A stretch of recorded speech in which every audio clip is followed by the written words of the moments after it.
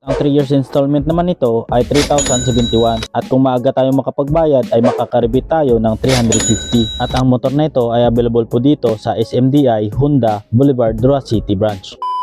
Bakit nga ba Honda Wave 110 RSX ang dapat mong bilhin? Siyempre, dahil nga matipid sa gas. Umaabot lamang ito ng 67.8 km per liter.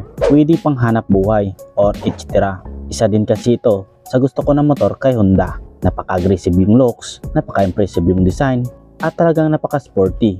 At pagdating kay Honda Wave 110 RXX ay meron itong dalawang variant, naka-disc type at naka-drum type. So dito muna tayo mag-review sa drum type at meron itong dalawang variant color na Phantom Dark Silver Metallic at Candy Caravansi. Kaya i-review natin itong si Honda Wave 110 RSX na ang color naman ito ay Phantom Dark Silver Metallic. At aalamin din natin kung magkano nga ba ang SRP nito, cash price, installment, specs, at features. Kaya kung bago ka pa lang sa ating YouTube channel, huwag kalimutang mag-subscribe and hit the bell notification para palagi kang updated sa bago nating upload. Kaya tara na, magsisimula na tayo pagkatapos ng intro.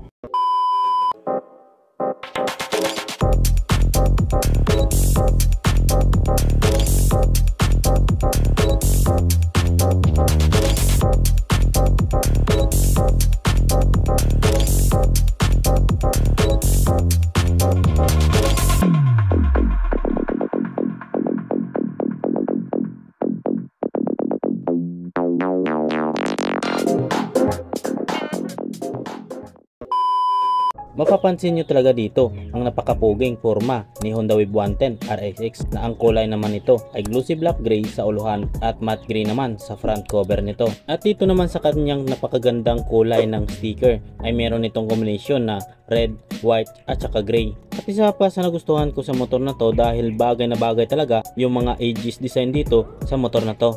Punta naman tayo dito sa kanyang light system. Dito sa kanyang headlight ay naka-bulb type pati na rin sa kanyang turn signal light. At dito naman sa bahagi na to, kung napapansin nyo ang forma dito ay ang napakagandang Aegis dito at parang formang naka-letter V. At sa gitna na to, kung napapansin nyo ang napakagandang glossy gray na dumagdag talaga sa forma ng motor na to. Dito naman sa kanyang side fairings ay meron na rin ditong sticker design na color red at black gray. Sa gilid naman nito, kung napapansin nyo, meron na rin itong aerodynamic para makakatulong lalo na pag mabilis yung pagtakbo ng motor natin. Sa front fender naman dito ay color matte black at napakasulit. Talagang makapal yung pagkagawa dito na di ka na talaga mababahala. Sa front suspension naman dito ay naka-telescopic. Sa braking system naman sa front ay naka-drum brake at ang sukat ng gulong ay 70/90/17 at ito ay naka-tube type. Dito naman sa kanyang ignition system ay naka-fully transistorized at equipped na rin ito ng shutter lock para maiwasan ito masusian ng ibang tao,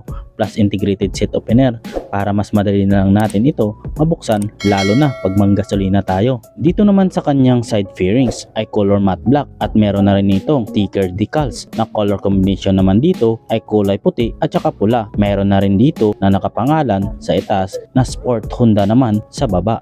At pati na rin dito sa kanyang side fairings na may pangalan ng RSX at dito naman sa baba ay meron ding PGM-FI or fuel injection at napagandang glossy grip and finish dito sa kanyang side cover. Ito naman yung kanyang handle brake at saka yung kanyang foot brake. Pagdating sa kanyang engine type, ito ay naka 4-stroke, single overhead cam, air-cooled at exact displacement naman ito ay 109cc at merong maximum power na 6.46 kW at 7,500 RPM. Maximum torque naman ito ay 8.70 Nm at 6,000 RPM. Rubberized naman dito ang kanyang pillion step at color silver naman pagdating sa bakal ng kanyang footrest. Dito naman sa kanyang napaka-sporty na muffler, meron na rin ditong heat guard para hindi mapasok yung paa ng backride natin. Rear suspension naman dito ay naka-twin shock.